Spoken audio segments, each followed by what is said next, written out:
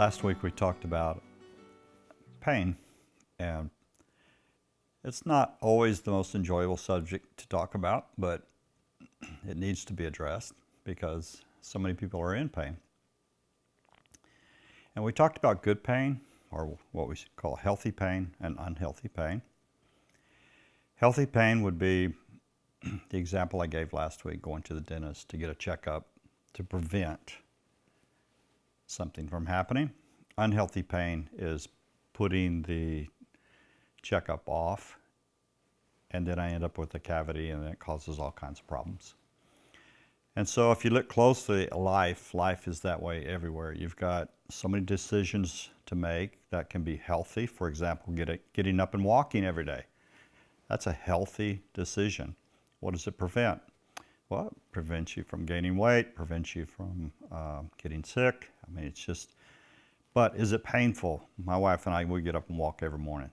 Do I want to? No. Do I look forward to it? No. But I know what I'm saying is so true that that moment, that 30 minutes to 40 minutes, just it pays off in the future. And so if I understand that pain is good for me, then I don't push away from it. Now, when it comes to the subject of pain, what do we do with the unhealthy pain if we have it? Well, the only way that I have found to get rid of unhealthy pain, or just pain from life, is through the grieving process. Most people have heard of grieving. Most people relate grieving to the death of someone. Well, I have found out that grieving actually goes way beyond the death of a person or an animal. Grieving has to do with just about every subject in life. If you've had a child, that little child, you're holding it in your arms, you're hugging that child, well, that child one day is going to start walking, and you'll never get to hold that child the way you did for so many months. We call that a death. That moment will never come back. It's just a moment.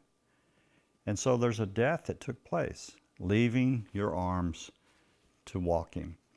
And so if we don't know how to handle that emotional transition, what we do is we get sad, and what we do is we store that sadness inside of us,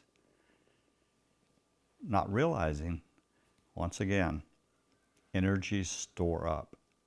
And so what we're going to learn in the next few weeks is how to let these energies out so they don't store up, because over time these stored up energies control us. They control every decision we make. They control the way we respond to life. They'll control us to make us not want to go outside, go do things, be around people. And so it's our energy. The energy inside of us is controlling us a lot more than our thoughts. And so next week I want to talk to you about the grieving process, go more in detail about it, and let's grow together.